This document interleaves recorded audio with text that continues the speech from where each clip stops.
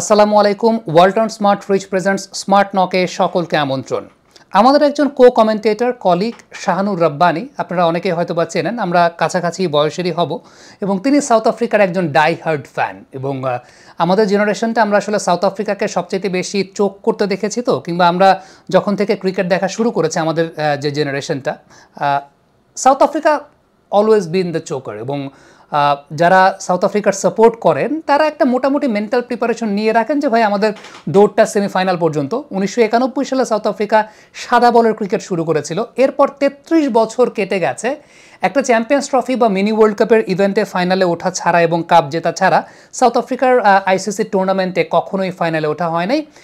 Particularly world কাপের কখনো ফাইনালে ওঠা হয় নাই। 33 বছর তারা অপেক্ষা করেছে ফাইনালে ওঠার জন্য। এবং আমার কাছে মনে হয় যে আমি সাউথ আফ্রিকার প্রথম নাম যখন শুনি, এই টিমটা মনে হয় পৃথিবীর একমাত্র টিম যে টিমটা কোনো একজন ফিল্ডারের দ্বারা পরিচিত হয়েছে। টু বি ভেরি অনেস্ট, আমাদের জেনারেশনের কাছে সাউথ আফ্রিকা নামটা শুনলে প্রথম যে নামটা চোখে ভেসে আসতো সেটা হচ্ছে জন্টি রোডস। এরপর হ্যান্সি ক্রনিয়ার যে বেটিং কেলেঙ্কারি, এই সমস্ত বিষয় নিয়ে সাউথ আফ্রিকা আরও অনেক বেশি মাত্রায় পরিচিত হয়েছে বা আরও অনেক বেশি exposure two be very honest পেয়েছে। তবে তার আগে, হ্যান্সি ক্রনিয়ার বেটিং কেলেঙ্কারের আগে, আমাদের জেনারেশন মনে হয় সাউথ আফ্রিকাকে প্রথম চোখ করতে দেখলাম আমরা 99-এর সেমিফাইনালে। অ্যালান ডোনাল্ড ওই পাশে ছিলেন, ল্যান্স ক্লুজেনার দৌড় দিয়েছিলেন। ওই ফাইনাল ওভারের ওই ব্যাটেলটা আমার মনে আছে যে আমরা তখন খুব ছোট, বাসায় সবাই মিলে একসঙ্গে খেলা দেখা হচ্ছে, অস্ট্রেলিয়া সাউথ আফ্রিকা ম্যাচ।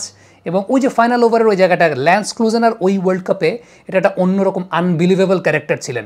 এবং এখন তো টি-20 দেখা হয়, বাট ওই সময় টি-20-র ব্যাটিংটা মনে হয় ল্যান্স ক্লুজেনারের কাছ থেকে শেষের দিকের ফিনিশিংটা আমরা দেখতে পেয়েছিলাম। সো আমরা 92-র সেমিফাইনালের গল্প আব্বার কাছে, চাচাদের কাছে, দাদার কাছে শুনেছি। 92 ওয়ার্ল্ড কাপে সেমিফাইনালে ইংল্যান্ডের সঙ্গে ম্যাচে 1 বলে 22 রান, ডাকওয়ার্থ লুইস টার্ন, তখন তো ডাকওয়ার্থ লুইস টার্ন ছিল না, তখনকার যে ডাকওয়ার্থ লুইস মেথড ছিল, সেই জায়গাটার মধ্যে 92 ওয়ার্ল্ড কাপের সেমিফাইনাল তারা হেরেছে। সো এটা তাদের জীবনের প্রথম ধাক্কা ছিল, 92 ওয়ার্ল্ড কাপের সেমিফাইনাল তারা এইভাবে চোখ করেছিল। 99 ওয়ার্ল্ড কাপে ল্যান্স ক্লুজেনারের ওই সামান্য একটা ভুল, যেটার কারণে দেখা যায় সত্যিকার অর্থে সাউথ আফ্রিকা পরবর্তী সময়ে ওই ম্যাচটাকে জিততে পারে নাই। 2007-এ সেমিফাইনাল ম্যাচটা সাউথ আফ্রিকা হেরে গিয়েছিল, এবং ওই ম্যাচটা তো সাউথ আফ্রিকা ফাইট করার চেষ্টা করেছে, কিন্তু শেষ পর্যন্ত তারা পারে নাই। 2009-এ টি-20 ওয়ার্ল্ড কাপের সেমিফাইনাল তারা হেরে গেছে, এটা তো একদম আমাদের চোখের সামনে দেখা।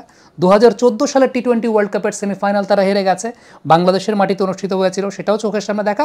তবে আমার কাছে সবচেয়ে হার্ট ব্রেকিং মোমেন্ট ছিল, আমি তখন কমেন্ট্রিতে ছিলাম, বাংলা কমেন্ট্রি করছিলাম সেই বিশ্বকাপে, রেডিও কমেন্ট্রি।